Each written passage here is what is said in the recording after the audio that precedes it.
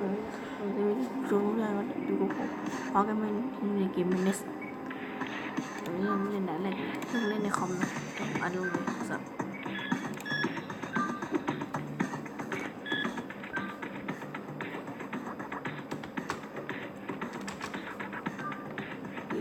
มันจะมีเสียงซ้อนๆกระตุกว่า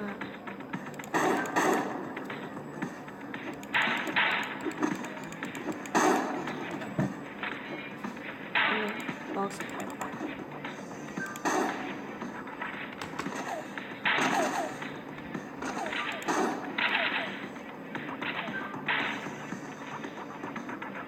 อาจจะมีเสียงซับซ้อนนะเพราะว่ามันไม่เสถียร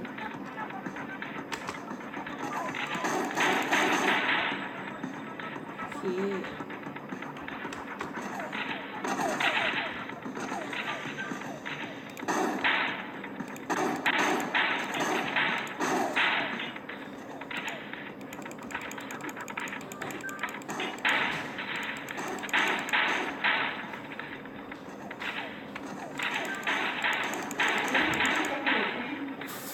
ยังก็ไว้อันก่อน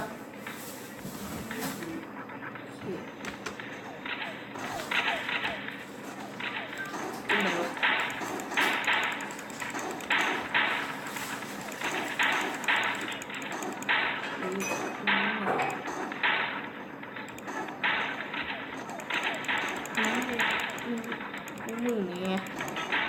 โอเคไปแล้ว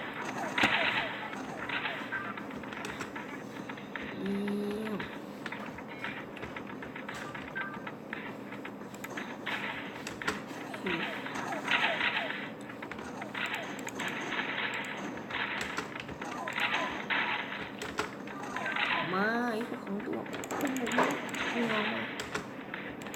ไม่เฉียด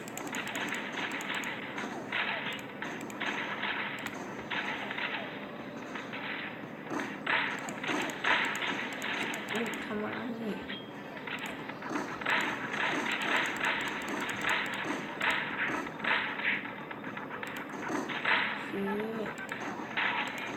ำอะไรมันทำอะไรวะปิดปะไปละที่มันมากันปะมา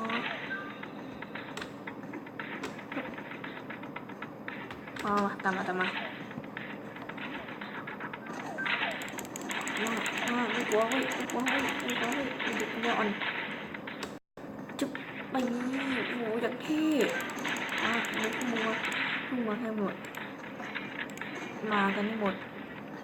เป็นดาบแป๊บ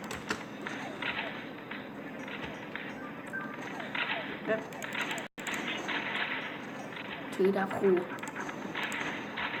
กับดาบคูฟรีมันนี่สิขอประทานพูดเลยนะคะหนึ่งก็ที่ต้องไม่เสถียรเว้ยปิดอะไรนี่คนนี้เป็นตัวแฮงใช่แฮง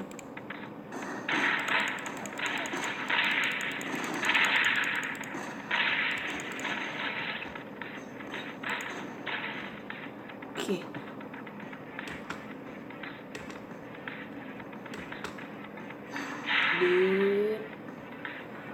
ก็จบกันไปแล้วแบบเล่นแฮงด่าน